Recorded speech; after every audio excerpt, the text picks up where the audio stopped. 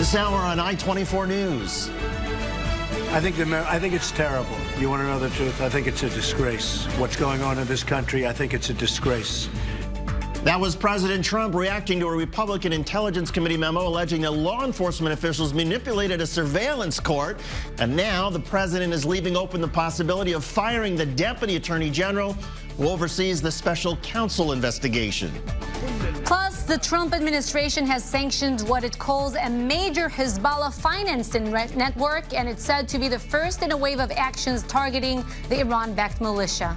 And in Yemen, a country suffering from the world's worst humanitarian crisis, a new report on the civil war reveals that Saudi Arabian airstrikes have killed dozens and dozens of children. From the I-24 News Studios in Times Square in New York, this is Crossroads with David Schuster and Shayna Estulin. And because it's Friday, we've got Tal Heinrich in today. Always a pleasure. Happy Friday. Big news Friday. It sure has been a big news day. In Washington in particular, this has been a day full of drama and recriminations in the Russia investigation. Congress released a previously classified memo alleging the FBI and Justice Department manipulated a surveillance court. The memo's release threatens to further fracture the already fragile relationship between President Trump and the intelligence community, who opposed the release of the memo all week long. Correspondent Lana Zock has the latest. It was declassified, and let's see what happens. But a lot of people should be ashamed. President Trump, against the recommendation of his own FBI director, declassified a controversial memo written by Republican members of the House Intelligence Committee. The memo posted this afternoon is critical of Deputy Attorney General Rod Rosenstein and others for their roles in renewing a surveillance warrant on former Trump campaign aide Carter Page. At its crux, the memo argues that the FBI and Department of Justice used information from Christopher Steele's unsubstantiated dossier to renew their FISA surveillance warrant against Page without disclosing that the dossier was paid for in part by the Clinton campaign. This dossier was the foundational basis for spying on American citizens. Democrats in the committee have charged that the memo cherry picks facts and critiques the chair, Devin Nunes, a Trump ally, for releasing misleading allegations, calling it a shameful effort to discredit these institutions, undermine the special counsel's ongoing investigation, and undercut congressional probes. And former FBI Director James Comey tweets, "That's it? Dishonest and misleading memo wrecked the House Intel Committee, destroyed trust with intelligence community, damaged relationship with FISA court, and inexcusably exposed classified investigation of an American citizen. For what? DOJ and FBI must keep doing their jobs." Critics charge that this is all an effort to compromise the special counsel Robert Mueller and the one man who could fire him, Deputy Attorney General Rod Rosenstein. The president was asked if the memo makes him more likely to fire Rosenstein. You figure that one out. And that was Lana Zock reporting. Let's bring in our senior Washington correspondent, Dan Raviv, and our senior national correspondent, Michael Shore. And Dan, first to you. Any follow-up to the White House over these questions about whether the president might actually use this memo to fire Rod Rosenstein and then therefore short-circuit, perhaps, the Russia investigation? You figure that one out, David. No, I'll help you. That's a great answer. White House officials are indicating that's not what it's about. They say that the president is not thinking of firing Rosenstein. Of course, they're making it seem like on this day before he left for Mar-a-Lago, Florida, finally to relax, maybe get away from all this, maybe do some tweeting. We'll see. He was happy that the memo was released, and here's why. His spokeswoman, Sarah Sanders, put out a statement. The memo raises serious concerns about the integrity of decisions made at the very top of the Department of Justice and the FBI. So the White House is, in fact, proud to have raised these big question marks over the Justice Department and the FBI. Of course, that does indicate that the number 2 man at the Department of Justice, Rod Rosenstein, could very well be in trouble. But again, White House officials say, no, it's not about firing Rosenstein. It is about discrediting the investigation, however. David and Tal. And Michael Shore, what stood out to you after you read this memo? What's your headline? My headline is that there isn't really a headline, Tal. I was expecting something a little bit more devastating and a little bit more conclusive. I think there's still a lot of maybes. Maybe the FISA court did know. Maybe they didn't know. Maybe the Democratic response has different facts associated with it than the Republican release of this memo. Because you have to remember Adam Schiff, who's the ranking member on that committee, Tal, has not yet been able to release his memo. The White House now apparently is behind doing that. So too is the Speaker. However, it has to come from the Intelligence Committee. And if the Intelligence Committee votes not to release that, then that could be problematic. And I also think that one of the things that James Comey brought up was the fact that this, and this is his word, wrecked the Intelligence Committee. I think that's pretty important when you're looking at that committee to lead these investigations in Congress, and the two chiefs of that committee, Nunes and Schiff, both from California, are at odds, and their constituencies within that committee are at odds, and that was really born today, I think, out for all of us to see. That's a small headline underneath the fact that I didn't see very much there that was incriminating, though it does take the story down a little bit. And as Dan Raviv said, it's about the cumulative effect of this, the casting doubt on the Russia investigation. That's what the White House, that's what the Congress wants to do here, Tal. Dan, I wonder if the Democrats got something of a break in this memo, because one of the lines that was towards the end of the memo noted that the Russia investigation started because of information from George Papadopoulos, who is a junior-level foreign policy analyst who's now cooperating with the special counsel. His name never shows up in the dossier, the Steele dossier. So this idea that the genesis of the investigation was strictly from the dossier, even the memo seems to undercut that. Yeah, you're taking a close look, and good for you. There are only really 3.5 pages here, and a lot of people who worked for U.S. intelligence agencies have said that when you make a submission to the Foreign Intelligence Surveillance Act court, the FISA court, typically the submission is dozens of pages showing them why you should be allowed to mount surveillance of a U.S. citizen. So this memo says that there were abuses in getting the warrant to do surveillance on Carter Page. Specifically, by the way, not the first warrant, but a renewal of the warrant on Carter Page. And so you wonder what the intelligence agencies thought they were getting by eavesdropping on Page, who was an advisor to the Trump campaign. And as you say, in the final paragraph of the memo, it says that the Page inquiry grew out of the Papadopoulos matter, and George Papadopoulos, we should note, has pleaded guilty to lying to the FBI about his contacts with Russians. David and Tal. Our senior Washington correspondent Dan Raviv and our senior national correspondent Michael Schur, thank you both. At the center of the ongoing developments in the Russia investigation seems to be the Christopher Steele dossier. It's a cryptic 35-page document. But who is the man whose work has caused so much curiosity and controversy? Our New York bureau chief Steve Langford explains.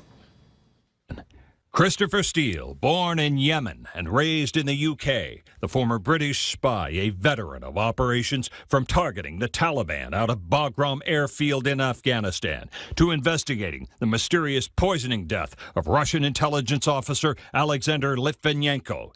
But it is the dossier Steele compiled on what he called Donald Trump's activities in Russia and compromising relationship with the Kremlin that has made Christopher Steele an unending focus of fascination and fury. I'm really pleased to be back here working again. Steele saying that and nothing more after coming out of hiding last March as he returned to work at his company, Orbis Business Intelligence in London, following the explosive release of his secret dossier on Donald Trump's relationship with Moscow. It's all fake news.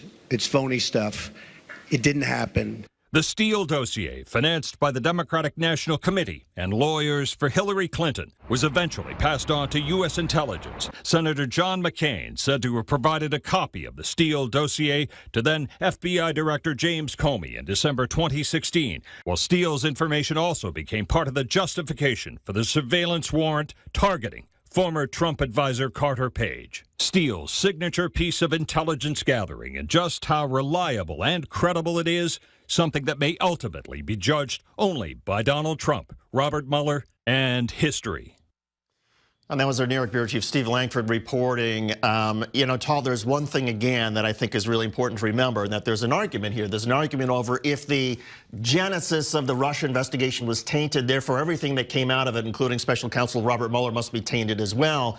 But as we've seen again, the FBI, the Justice Department, are pushing back on the idea that it was just the Steele dossier that prompted the surveillance of the Trump campaign. If you're Robert Mueller, what do you think about this I memo? think in some sense Robert Mueller's probably a little bit breathing a little bit easier today, because this wasn't quite the Watergate scandal as Republicans had portrayed that they thought this memo would be. But Mueller's still got to be worried about whether his possible boss of justice, Rod Rosenstein, might be fired as part of an effort to take out Mueller. For more on the newly released memo, let's bring in retired FBI Special Agent Bobby Chacon. And Bobby, the FBI had objected to the release because they feared that it would compromise surveillance tactics and techniques. Did you see anything in the memo that perhaps may have compromised that? No, I don't think so. And in fact, the statement that came out from the FBI earlier this week did not mention that. The opposition that the director said in the statement of earlier this week simply said that there were material omissions that led to false or faulty conclusions in the memo after viewing it. So, you know, I would have actually felt better about the statement had he said sources and methods were compromised or an ongoing investigation was impeded by the memo's release. But he didn't. He just simply said that the conclusions drawn were faulty because they were material omissions. Now, you know, as a previous guest, I don't know where the panic was. I don't see anything in this memo that jeopardizes national security, as a lot of people during this week have been saying. They've been saying that the release of this memo would jeopardize national security, and I just don't see it. Bobby, what do you think the FBI director, Christopher Wray, will do next? Will he resign? Oh, no, I don't think so. I think you know, he's very new to the job, but you know, we plow on. We try to tune out the white noise of the Beltway while we're doing our investigations, and I hope that my hope is that the director just chalks this up as another small political maneuver by the Republicans, and he moves on with running the bureau day to day. I don't think there's any reason for him to resign over this. It just doesn't amount to much. Bobby, is it your sense that, I mean, look, the Republicans are arguing that this Steele dossier was the only thing that prompted the FBI and the Justice Department to get the warrant from the court to do the surveillance. The FBI and the Justice Department are saying, now, wait a second, there was actually more. Is it very easy to get a warrant from the FISA court? Well, no, it's not easy, and you've got to show a lot of different things, including you've conducted other investigations before you go to the step of getting a wiretapping authorization. So it's not easy, although the percentage of applications that are approved is very high. Somewhere above 95% of the requests get approved, but that's only because there's a big review process before you get in front of a FISA judge. So, you know, there's a lot of work that goes into it. I can't see one single source being used to convince a FISA judge to issue a warrant to surveil an American citizen. That's just not been the experience that I've had or the experience that anyone I know has had, you know, in that case. Retired FBI Special Agent Bobby Chacon. Bobby, thanks for doing this. We appreciate it. Thanks. Still to come, the Trump administration has imposed new sanctions on an alleged major Hezbollah financing network. It's a new move to limit Iran's influence in the Middle East. Also, Russia just issued a global travel warning claiming that the United States is seeking to detain Russian citizens.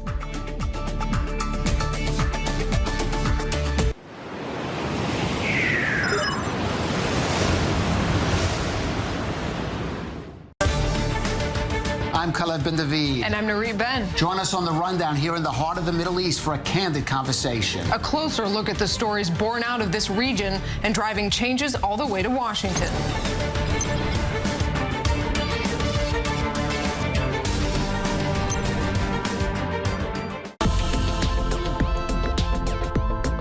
I'm Jeff Smith and I-24 News. Brace yourself for your daily dose of news with top stories, sports, politics, and pop culture. Weekday mornings at 7:05 a.m. Eastern, only on I-24 News.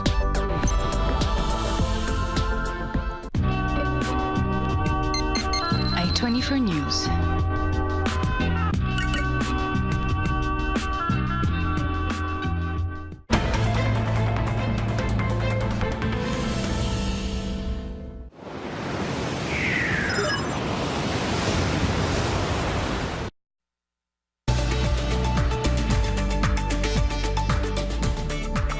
The Trump administration is taking aim at Hezbollah's financial network. On Friday, it imposed sanctions on 6 people and 7 businesses with alleged links to a major financer connected to Hezbollah. And it's said to be just the first wave of sanctions targeting the Iran-backed group. These new sanctions are just part of a plan by the United States to limit Iran's influence. Hezbollah reportedly receives most of its operating budget, around $700 million a year, from the Iranian government.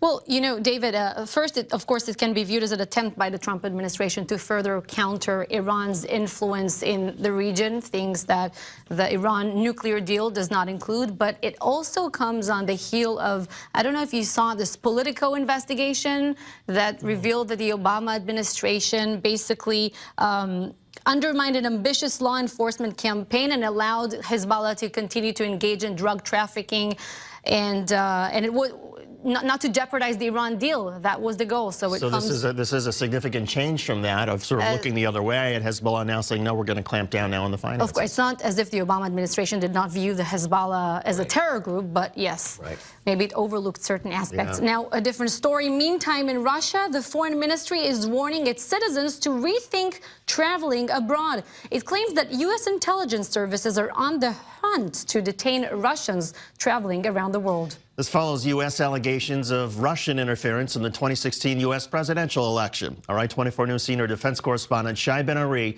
has the story. These days, if you're Russian, you may very well be confused over exactly where you can and can't go. The Russian Foreign Ministry issued the following travel warning on Thursday to its own citizens. Despite our calls to improve cooperation between the relevant U.S. and Russian authorities, U.S. Special Services have effectively continued hunting for Russians around the world. Considering these circumstances, we strongly insist that Russian citizens carefully weigh up all the risks when planning trips abroad. The statement notes that in 2017 alone, more than 10 Russian citizens were arrested following requests from the U.S. government in such countries as Spain, Latvia, Canada, and Greece. Some of these cases involved individuals suspected of cybercrime. The statement also mentioned former Russian pilot Konstantin Yaroshenko, who it says was, quote, illegally abducted in Liberia. He is currently doing 20 years in a New Jersey prison for drug smuggling. But beyond criminals and possible agents, a range of different high-ranking Russian officials are targets of U.S. sanctions. This is all intended to put pressure on that government and hold them responsible for not only meddling in our elections, which, by the way, let me mention, there are lots of reports about Russia meddling in other countries' elections as well. But it seems those sanctions are flexible. This is Sergei Naryshkin. He is the head of Russia's Foreign Intelligence Service. In 2014, he was placed on a U.S. sanctions blacklist by the Obama administration. According to Russian state media, Naryshkin met with American counterparts last week near Washington, despite those sanctions. We have the ability to waive that so that people can come into the United States. It is no secret that despite our many, many differences, and we just talked about them, with the Russian government, we also have areas where we have to work together. And one of those is combating terrorism and ISIS. It appears that when it comes to U.S.-Russia relations, little can be taken at face value. Shai Ben-Ari, I-24 News. Well, if you tell all the richest people in your country, do not go abroad, David, who does it benefit? Right. You can't spend your money if you're not going to go abroad. Yeah, don't go to New York. Go to Sochi. It's a great vacation. I suppose, the Russians are trolling us, essentially, by saying, all right, if the United States is going to accuse Russia of meddling, then we're going to accuse the United States of somehow interfering with our people who are overseas. It's kind of silly, but that's how the game is played, I guess. They warned the oligarchs of Russophobia, right? Right. That was the term. All right, coming up on Crossroads, Palestinian President Mahmoud Abbas is expected to deliver a rare address to the United Nations Security Council, but it comes with a lot of controversy. Plus, a political crisis is deepening between Israel and Poland. The Polish legislature has approved a controversial bill limiting descriptions of the Holocaust, and now leaders around the world are weighing in.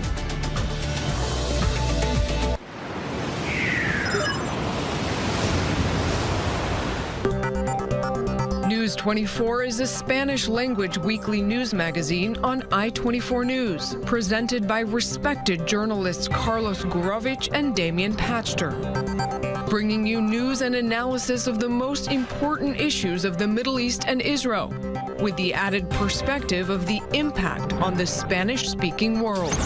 News 24, Fridays only on I-24 News. Americans have simply lost trust in news media. What happened to the news? All I get is a daily serving of lies. Do your job and just tell me the news. I am overloaded with news that is useless. Give me the facts. Let me sort it. Where's the integrity? Why is the news so biased? I will never trust the media.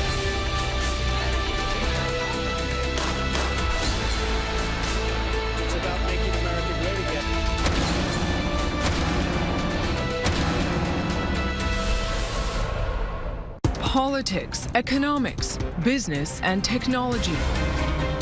Get the real news and the real insight about what's happening around the world. Michelle McCory breaks down the top stories of the day from the Middle East to the U.S. Weeknights beginning at 7 p.m. Eastern. Every stone, every street, every scar tells the story of Israel. A place that speaks of the souls of Jews, Christians, and Muslims alike. Changed by time and conflicted, its magic still echoes in the hearts of its people. Join I-24 News' Jordana Miller on a journey through history. Watch Holy Land Uncovered every Sunday at 10:05 a.m. Eastern, only on I-24 News.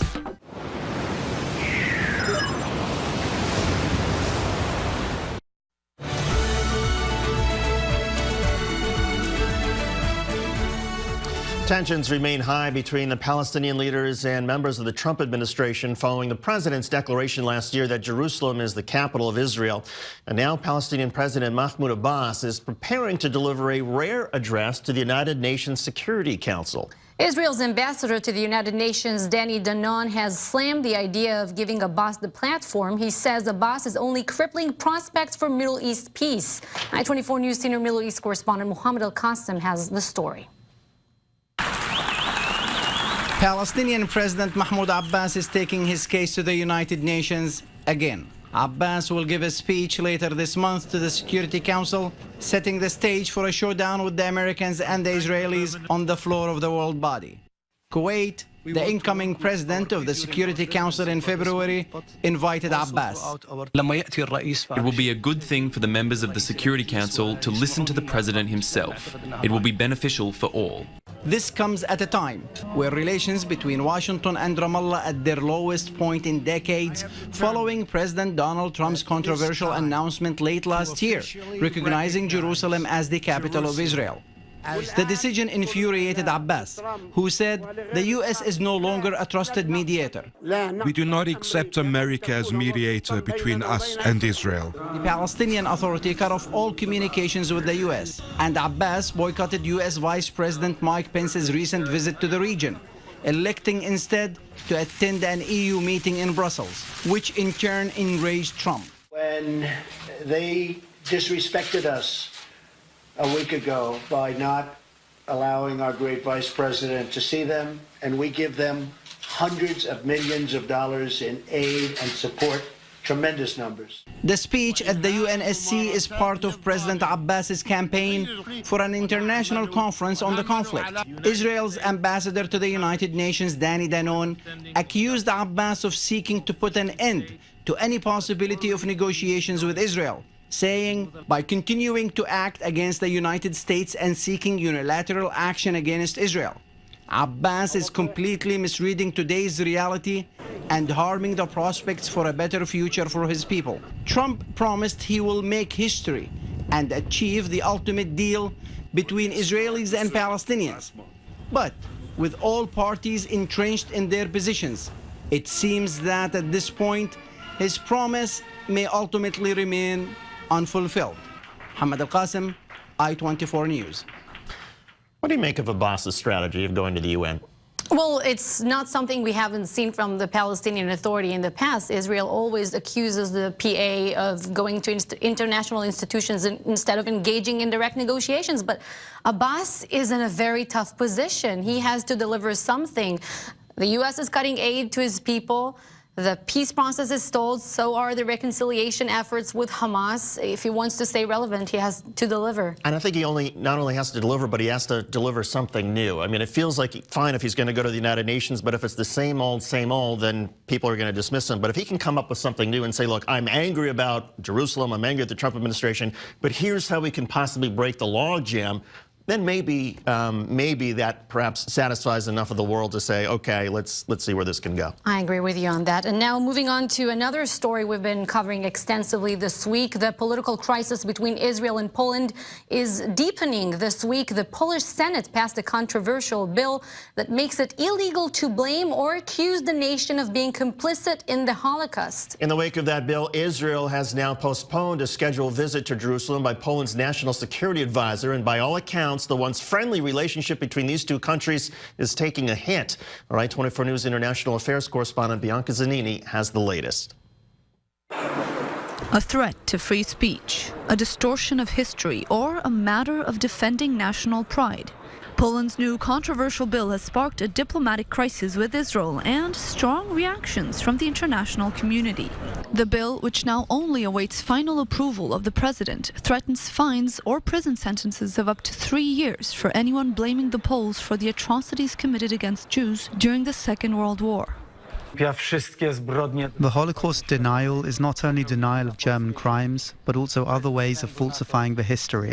One of the worst forms of this lie is to diminish the responsibility of the actual perpetrators and impute the responsibility to their victims. The camps in which millions of Jews were murdered were not Polish. This truth must be protected because it is part of the truth about the Holocaust. Israel was quick to issue harsh condemnations, and soon after, the US and European Union followed. We all have to face the fact all those countries who were under Nazi occupation had many, many heroes who resisted and who fought against that occupation.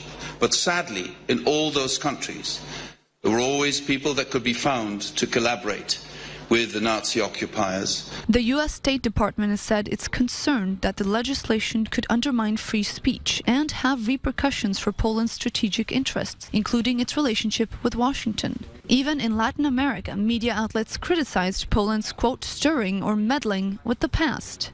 But the Poles insists it's a matter of truth and defending national pride. In a letter published in the New York Times Friday, Polish ambassador to the U.S. wrote, "Only one country bears responsibility for the state-sponsored persecution and murder of 6 million Jews and millions more non-Jews, Nazi Germany."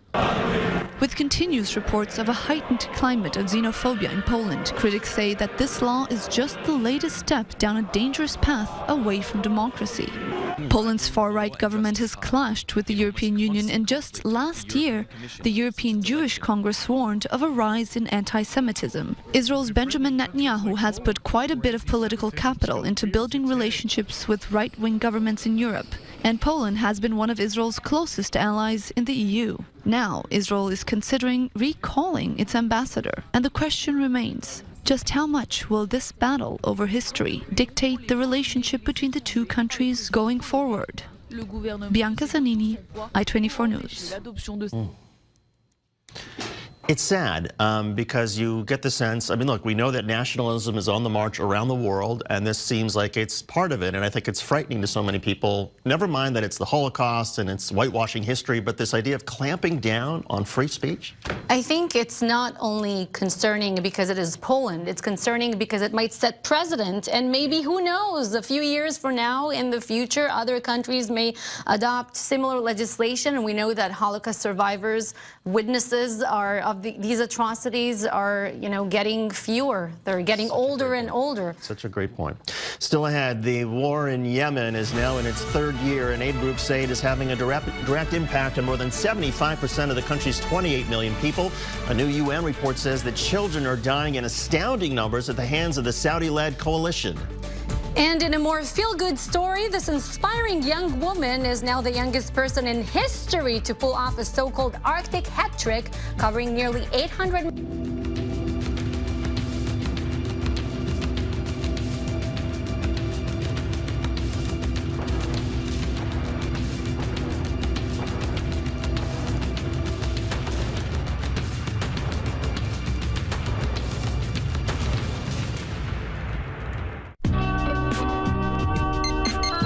I-24 News.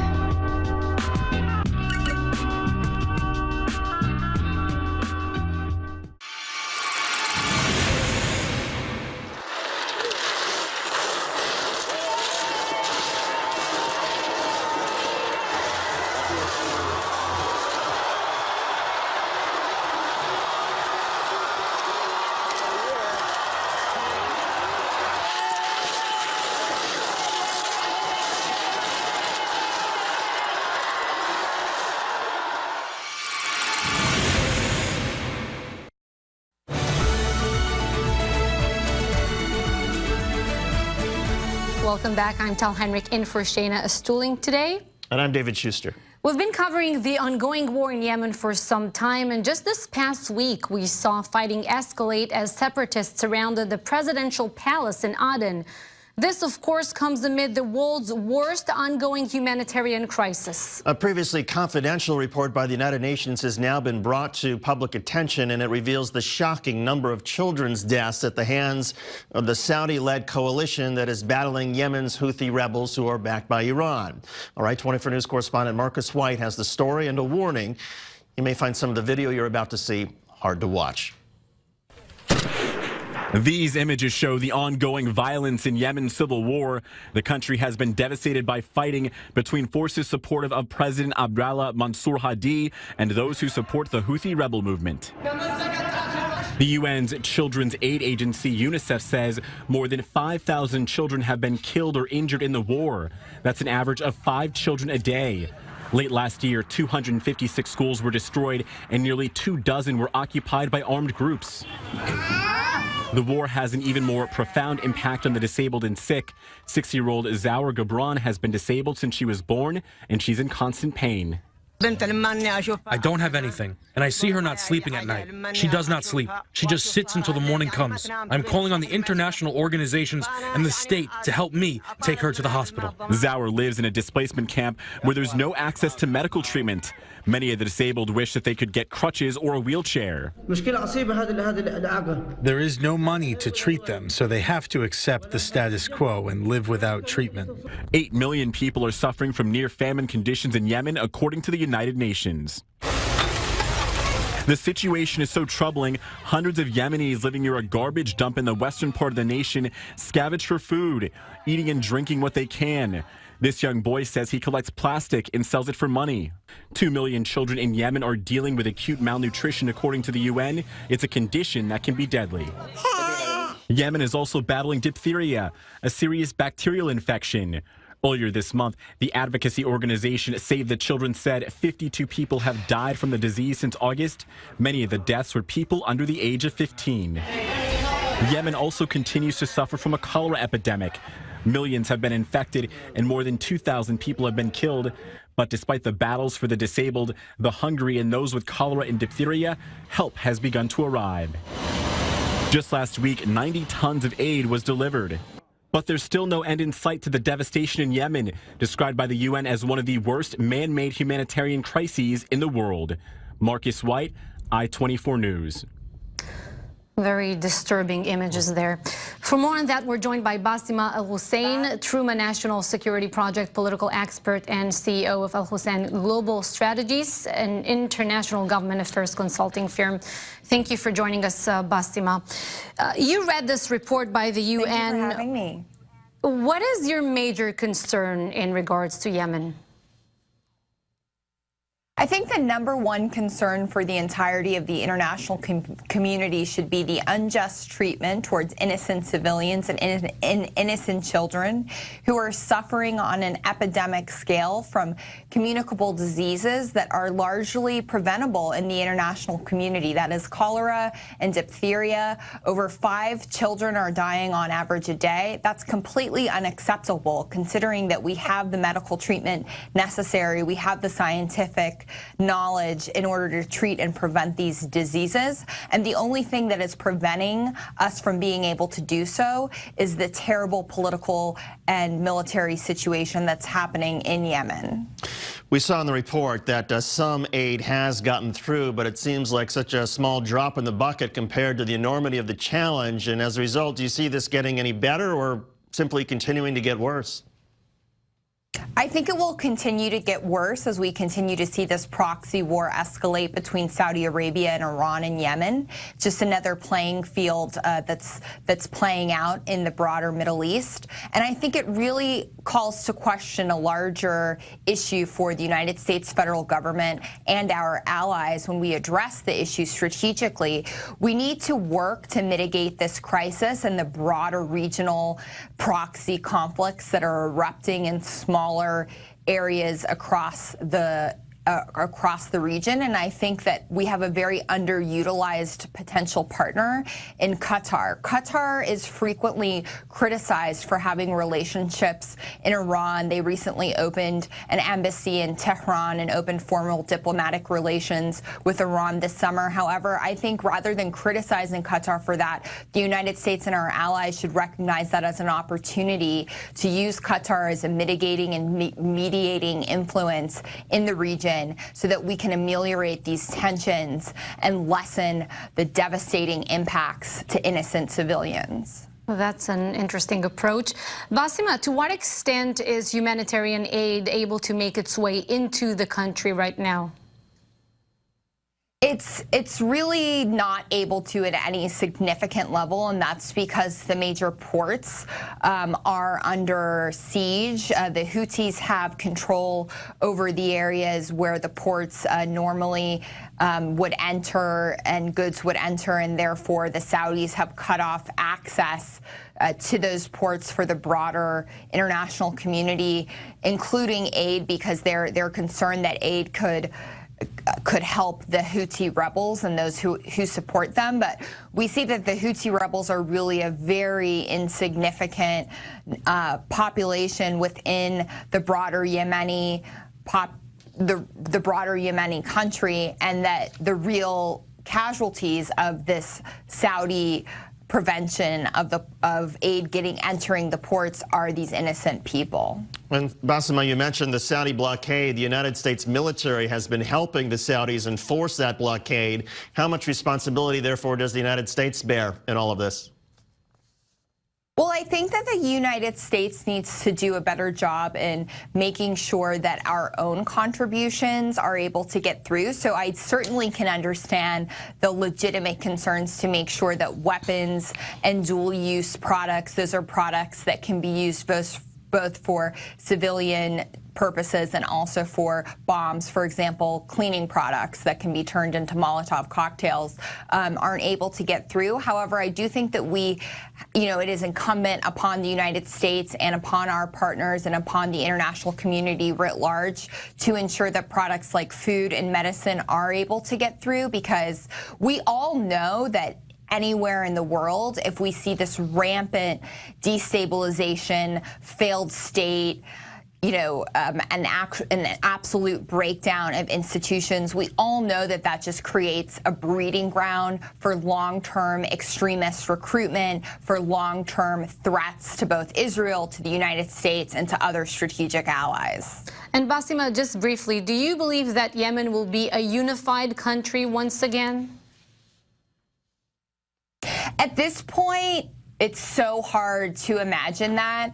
But at the same time, I never lose hope or lose faith that if we were to come together and solve this crisis and utilize key allies and key partners, like, for example, Qatar, to bring the two sides together, the Iranians and the Saudis together, to hopefully talk and negotiate, I hope that we would be able to see that, because I do think that it is ultimately in both the Saudi interests, the Iranian interests, and again, United States and Israeli interests to have a stable and cohesive state in Yemen that we can, do business with, and that we can prevent radicals and extremists from taking over.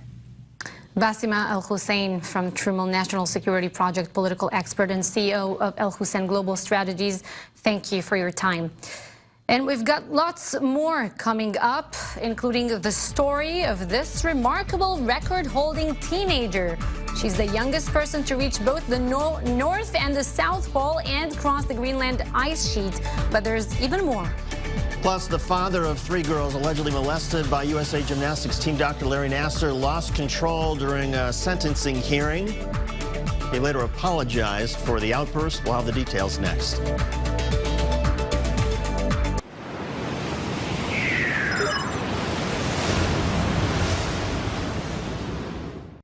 Israel, the Middle East, the world. Get your daily dose every morning on I-24 News. News from around the world to around the corner. Jeff Smith brings you the top stories, the hard news, and analysis you need to know. Weekday mornings at 7:05 a.m. Eastern, only on I-24 News. Every stone, every street, every scar tells the story of Israel. A place that speaks of the souls of Jews, Christians, and Muslims alike. Changed by time and conflicted, its magic still echoes in the hearts of its people.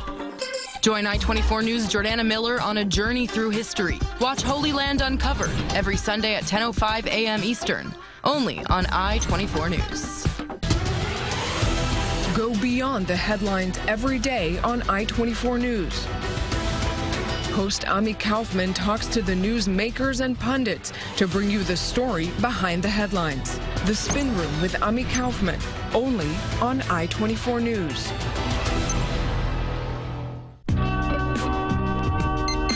I-24 News.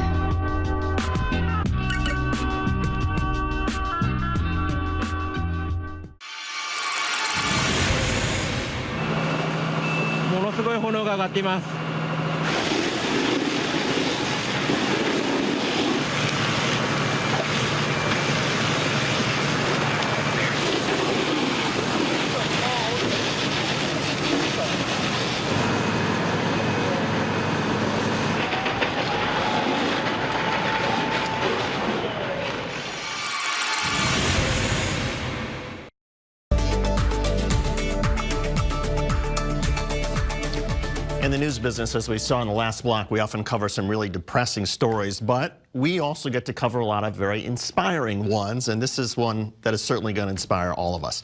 Australian teenager Jade Hameister is an explorer whose extraordinary journey began at just age 14 when she became the youngest person to ski to the North Pole. And last year, she also became the youngest woman to complete the more than 300-mile crossing of Greenland, the second largest ice cap on the planet. She's now the youngest person to complete what's called the Arctic Hack Trick, reaching both the North and South Pole and crossing the Greenland ice sheet, among at least 4 other records that she now holds. And now we're joined by Jade Hameister from Melbourne, Australia. Jade? Hi. Hi, thank you for joining us. First, I would like to tell you that you're so inspiring. Can you tell us how your journey began? Well, I mean, for me, I was born into a very adventurous family. As I was growing up, Dad was climbing the 7 summits, and I was always hearing stories and seeing photos, and I think that kind of planted something in my head. And then this was kind of something that I decided that I wanted to do, and I sort of brought it up with Dad and asked how he thought it would be possible, and then we worked together to sort of make it happen. And to make it happen, you had to essentially leave Australia, right? Because the last I checked, you don't have very much snow there. No, none of our family are skiers either. So we had to actually learn how to ski the year before North Pole in New Zealand, so that we could ski to the North Pole. Explain to us a bit about the records that you're holding. I mean, I don't love talking about them because it's not about the records, but talk to us in numbers, distances. Yeah, so North Pole was the shortest one. It was 150 kilometers and it took us 11 days. Greenland, 500 kilometers, it took us 27 days. And then the expedition that we just did, we did a new route from the coast of Antarctica to the South Pole, and that was just under 600K, and it took us 37 days. 37 days. Was there ever a point at which you got so bored or fed up with the cold and the wind and the ice that you said, enough of this?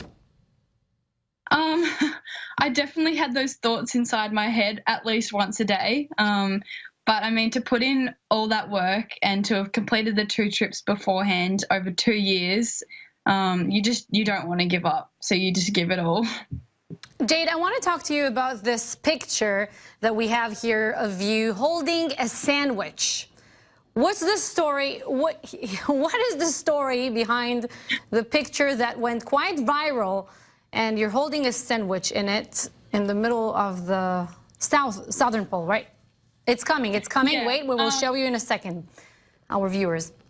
Yeah, look at there it. you It's go. on a plate. You're holding a sandwich. Were you hungry? After North Pole, I gave a TEDx talk in Melbourne, and it was focused on inspiring young women to focus on what they can do rather than how they appear. And then on my YouTube video of the TEDx talk, I received a lot of comments from middle-aged men telling me to make them a sandwich or get in the kitchen and accept my role. So I had a laugh at them, but it was kind of an ongoing gag that our team had on the expedition to make a sandwich when I got to the pole and sort of say, come and get it. So that's what I did. And I didn't think I was going to post it, but I did. And it's gone. Yeah, it's kind of gone nuts. And there's a National Geographic documentary or film that's coming out about this? Yeah, there is later this year. What's that about? I mean, and did the cameras, they followed you? I mean, how did that go with having cameras around you in the midst of all of this?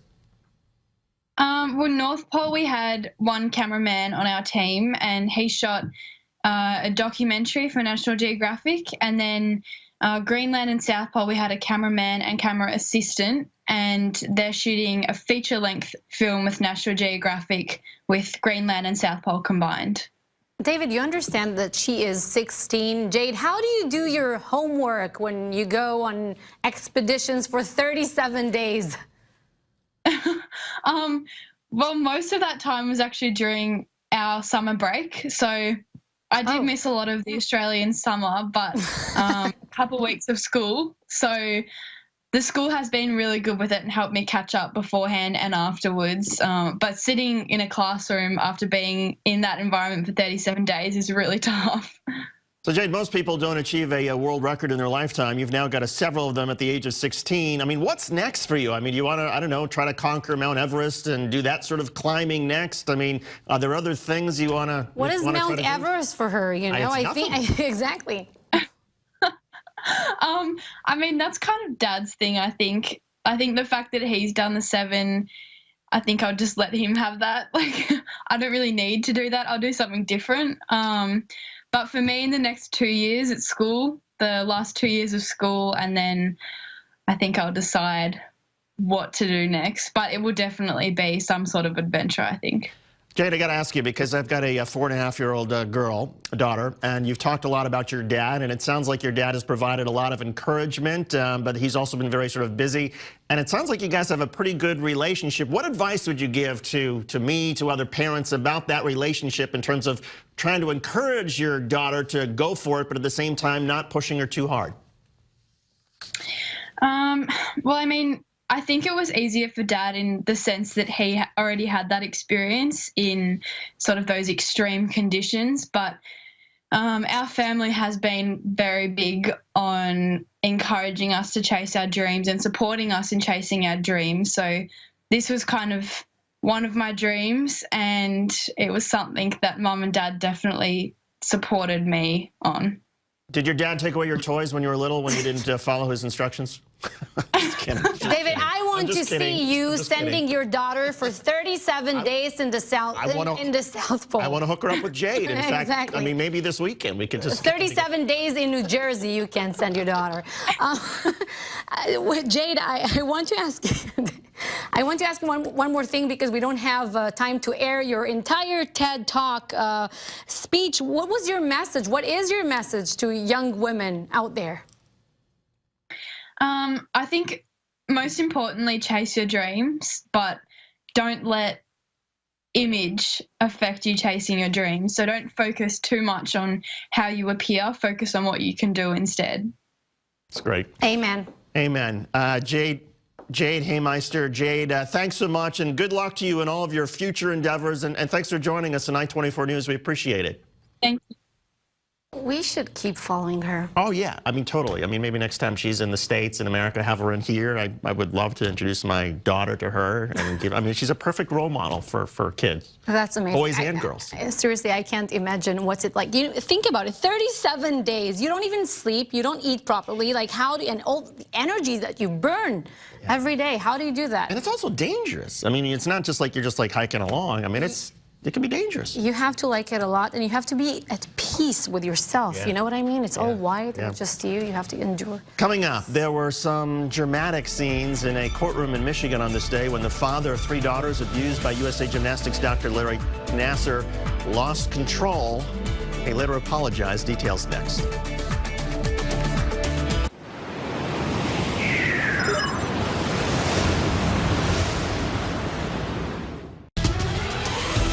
Go beyond the headlines every day on I-24 News. Host Ami Kaufman talks to the news makers and pundits to bring you the story behind the headlines. The Spin Room with Ami Kaufman, only on I-24 News. Stories. Stories that touch your heart and open your eyes. Stories that take you on a journey and show you something you will never forget. Look through the lens and see what others see. High definition, documentaries and discussions that connect us all. Join Lauren Izzo at 10:03 p.m. Eastern, only on I-24 News.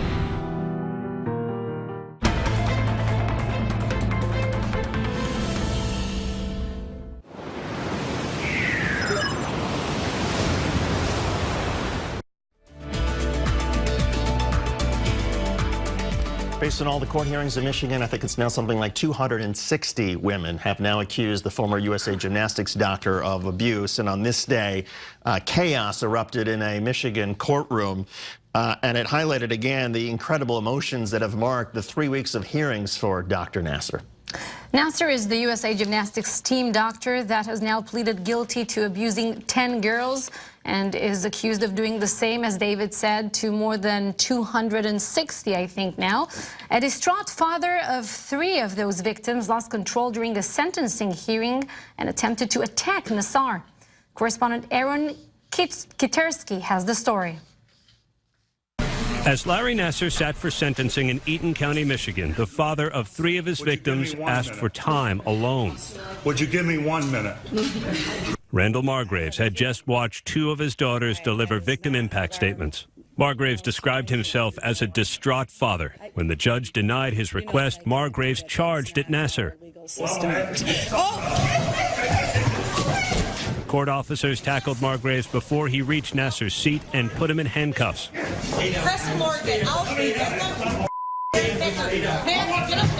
As Margraves was escorted out, spectators were left stunned. The judge refused to punish the father, saying it was not appropriate in light of Nassar's crimes and the anguish the parents faced. You heard things today on the record that you didn't know before. I can see that absolutely creating an anger and a rage so great that any parent would want to do physical harm. Margraves could have been held in contempt of court and sentenced to jail time or a fine. Speaking before the judge, he praised the work of the court officer who blocked his attack. I look over here and Larry Nassar's shaking his head no, like it didn't happen. I lost control. I apologize 100 times. This is the 3rd and final sentencing for Nassar, who has already been given up to 175 years in prison for multiple counts of sexual abuse. 6 victims are giving impact statements. And that was Aaron Kitersky reporting. It's understandable, I mean, the rage, as the judge said. I was just so impressed that given an outburst like that in court, you could get charged with contempt, you could be thrown in jail, and the judge basically said, okay, just an apology, and that's it. Good for the judge to recognize the passions and to not make this particular matter worse for that family. A lot of emotions there. All the cameras are on you also, and it's just so much buzz around this case. Yeah. Speaking of buzz and passions of a different kind, this is Super Bowl weekend here in the United States and around the world. A celebration of American culture. It's not only about sports, but that's right. It's so much more. It's about commerce and advertising and spectacles and hoopla. But as far as the game is concerned, Minnesota, well, it's in Minnesota. Right. The New England Patriots, the Philadelphia Eagles, you have a sense about who's going to win? I'm sorry. All right, the Patriots. That's right. Yes. I feel bad for the Vikings, though. You know, it could have been such a historic Super Bowl. I'm kind of hoping that the Eagles will actually do well, because remember when the Eagles won and the people went crazy in Philadelphia? I mean, they don't have a lot to cheer about in the city of Philadelphia. No disrespect, but their fans are really wild, and whenever the Eagles do well, they go bananas. And so I'm sort of afraid of what happens if the Eagles were to win the Super Bowl and the kind of chaos that might erupt in Philadelphia, but I guess I'm also equally concerned about what happens if they lose and how frustrated their people might be. All right, so I pick the Eagles. Can I do that? By the way, today's February the 2nd here in the United States, so... Happy February the 2nd. It's also Groundhog's Day. You know what a groundhog is? A rodent? It's a rodent, and they're very popular in Pennsylvania. And about 130-some years ago, there's this town in Pennsylvania called Puxatawny, and a group of groundhog hunters came up with this idea that, hey, maybe the groundhog can help us predict the weather. So they came up with this routine, and it became this annual celebration that we now have today. So this is Groundhog's Day, and every February 2nd, they have a groundhog that goes out, and if the groundhog can see its shadow, then conceivably it runs back into its burrow, and it decides, then everyone says, well, there must be 6 more weeks of winter. If it doesn't see its shadow, then spring is coming. Well, there's a problem, though. Watch. My faithful followers, your hands and my paws are getting cold. So here's my forecast, not lead, but solid gold. I see my royal shadow, 6 more weeks of winter to go. Spring is coming.